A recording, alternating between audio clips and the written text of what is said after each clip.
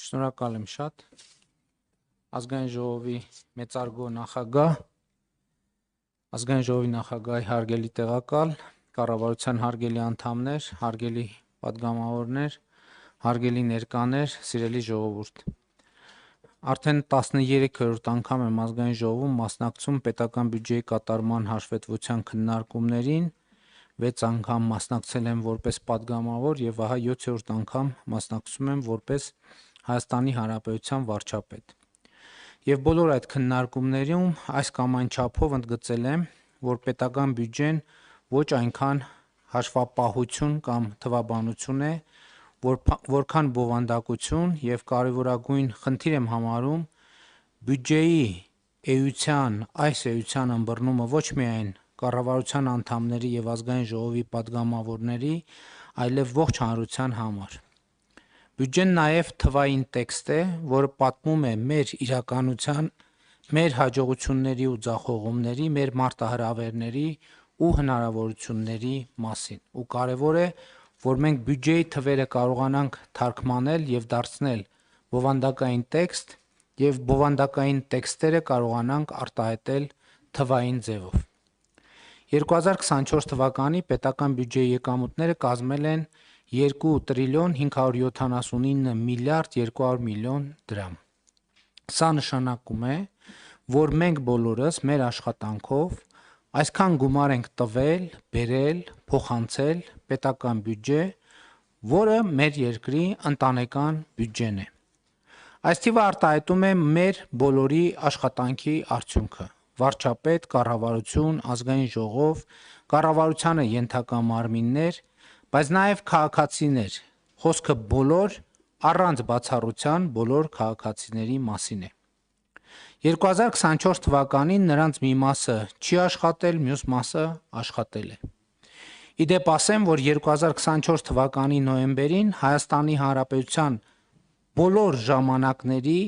գրանցված եւ աշխատավարձով ապահովված աշխատատեղերի բացարձակ ռեկորդ է սահմանվել 2024 թվականի նոյեմբերին։ Գրանցվել է 782,832 աշխատատեղ, որը 192,613-ով կամ 32%-ով ավել է 2018 թվականի նոյեմբերի ցուցանիշից։ Այս տարվա ապրիլին, սակայն, արդեն գրանցվել է աշխատավարձերով ապահովված աշխատատեղերի նոր պատմական ռեկորդ՝ 783,547, որը 2018 թվականի ապրիլի նկատմամբ ավել է 242,119-ով կամ 44.7%-ով։ Այսինքն այս պահին արդեն լիարժեք ամփոփված մեր վերջին տվյալն է սա։ Մայիսի տվյալները դեռ ամփոփված չեն։ Այսինքն 2018 թվականի հեղափոխությունից հետո Հայաստանում ստեղծվել է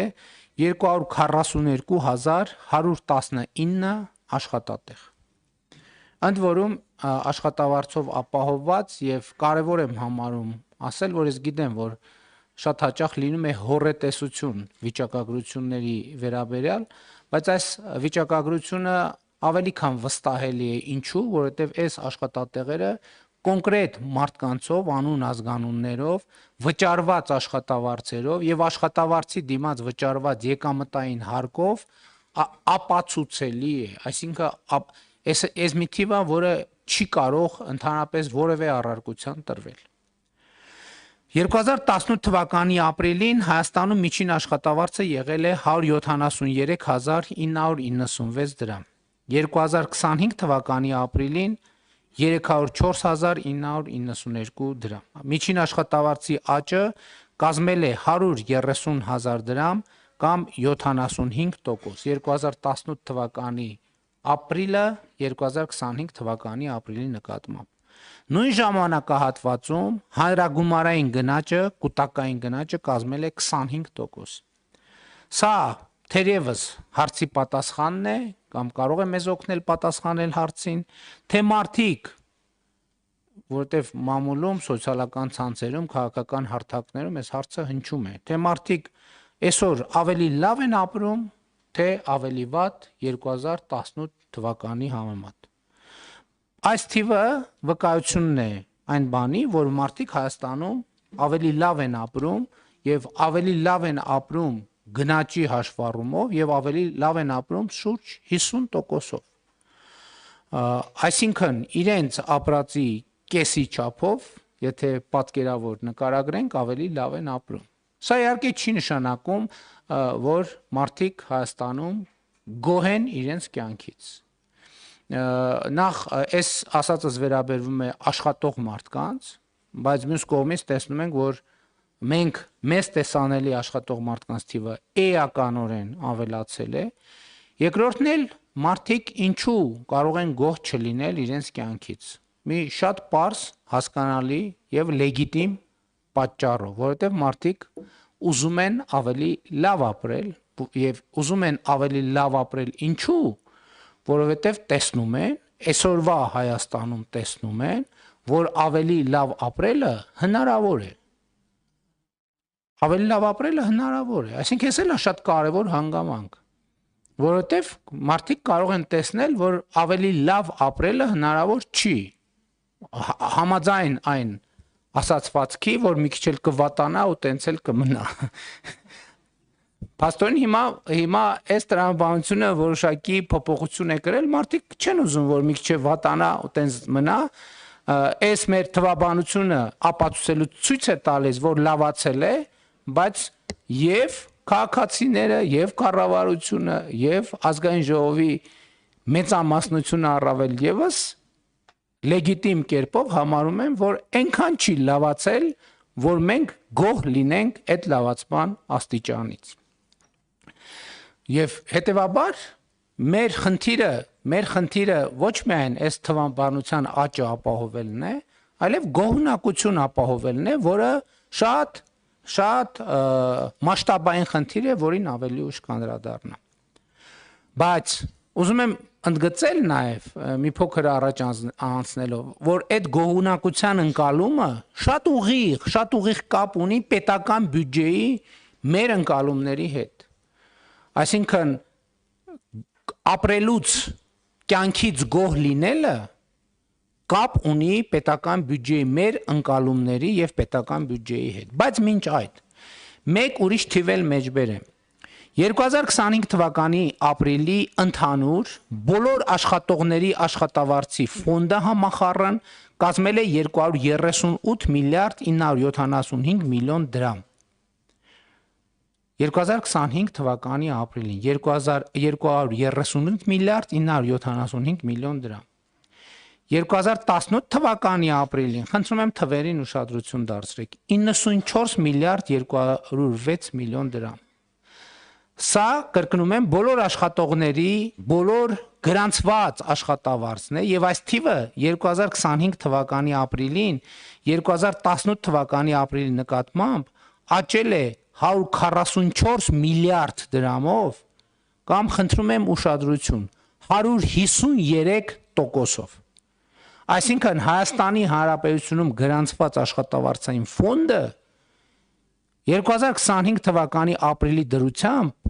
ավելի քան կրկնապատկվել է 2.5 անգամ ավելացել է 2018 թվականի ապրիլի համեմատ։ Այս թիվը դժվար է նույնիսկ մեկնաբանել։ Ես օրինակ մտածում եմ ինչ մեկնաբանեմ, ինչ մեկնաբանություն տամ ես այս թվին,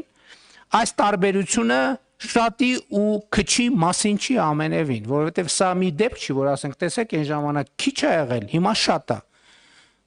Սա տարբերությունը պետության եւ չպետության միջև։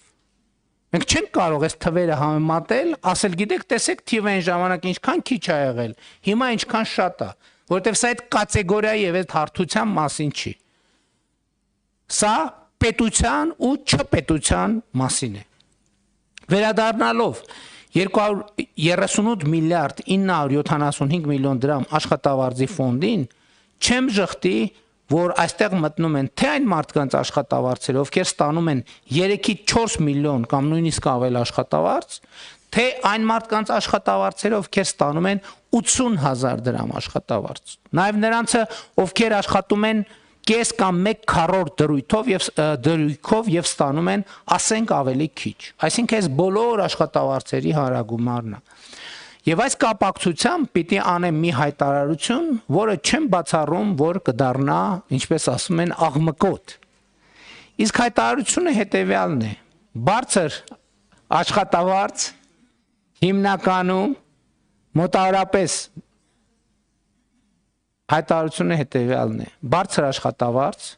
հիմնականում 80-90%-ով ստանում են նրանք, ովքեր մրցունակ կրթություն են ստացել։ Ցածր աշխատավարձ մոտավորապես 80-90%-ով ստանում են նրանք, ովքեր չեն ստացել մրցունակ կրթություն։ Ինչու եմ ասում 80-90 եւ ոչ 100%, որովհետեւ մեծ է հավանականությունը կամ կա հավանականություն, որ 10-20%-ը կարող են բարձր աշխատավարձ ստանալ ոչ թե կրթության, այլ ուրիշ գործոնների հաշվին։ Եվ 10-20%-ը կարող են ցածր աշխատավարձ ստանալ ոչ թե ոչ մրցունակ կրթության, այլ ուրիշ գործոնների պատճառով։ Ներառյալ անարդարությունը, կարգավորումները եւ այլն եւ այդպես շարունակ։ Բայց ես որևէ կերպ հնարավոր չեմ համարում, որ այդ շեղումը ավելին լինի 10, մաքսիմում 20%-ից։ Եվ հետեւաբար ուզում եմ ընդգծել 80-90%-ով բարձր աշխատավարձ ստանում են նրանք, ովքեր ստացել են մրցունակ կրթություն, եւ 80-90%-ով ցածր աշխատավարձ ստանում են նրանք, ովքեր չեն ստացել մրցունակ կրթություն։ Իհարկե, այս ընկալումը չի կարող վերաբերվել սոցիալական հատուկ խմբերին, որոնք բոլորովին ուրիշ պայմաններում են։ Ահա վերը նշված գործոնն է պատճառը, որ այդ 80-90%-ի մասին հիշատակումը, որ կրթության ոլորտի բարեփոխումները այնքան կարևոր են մեզ համար։ Կառավարությունում տեղի ունեցած քննարկումների արդյունքում մենք որոշել ենք, որ հանրակրթական մեր դպրոցներում մեր աշակերտներին հենց այս ուղերձը պետք է տանք։ Պետք է նրանց ուղիղ եւ աներկբա ասենք. Սիրելի երեխաներ, լավ սովորեք, որ լավ ապրեք։ Այս համատեքստում սակայն մենք պետք է ընդլայնենք լավ ապրելու մասին մեր պատկերացումների շրջանակը եւ ճշգրտենք այդ շրջանակը։ Ինչ է նշանակում լավ ապրել։ Իհարկե անհատական մակարդակով յուրաքանչյուր քաղաքացի, յուրաքանչյուր անհատ ինքն է որոշում, թե ինչ է նշանակում լավ ապրել։ Դիոգենես օրինակ ապրում էր տակառի մեջ, որովհետև համարում էր, որ դա է կյանքի կատարյալ ձևը, բայց սա էլ